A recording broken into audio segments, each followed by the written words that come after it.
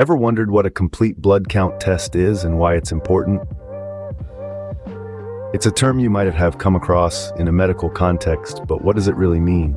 Well, in simplest terms, a complete blood count, or CBC, is a type of blood test that measures different components of the blood.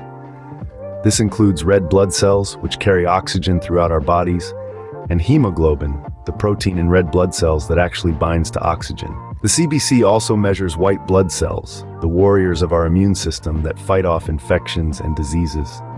And let's not forget platelets, tiny blood cells that help our bodies form clots to stop bleeding. The CBC test plays a crucial role in diagnosing and monitoring various medical conditions. It's like a window into the health of our immune system, providing valuable information that can help detect abnormalities, such as infections, anemia, and even cancer. It can also monitor the impact of certain medications on our bodies. So you see, CBC is more than just a simple blood test. It's a comprehensive health check of your blood. Now that we know what a CBC test is, let's delve into why it's so important.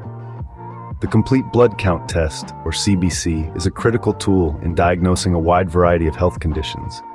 It's like a window into your body, giving healthcare professionals a clear view of what's happening on the inside. When the CBC test reveals abnormal results, it's like an alarm bell ringing, indicating potential issues. These could range from infections, which could be the body's response to bacteria or viruses, to anemia, a condition that happens when your body doesn't have enough healthy red blood cells. It can even point to more severe conditions like cancer or show the effects of certain medications on your body. But the CBC test doesn't stop there. It can go even deeper with a differential, providing more detailed information on different types of white blood cells.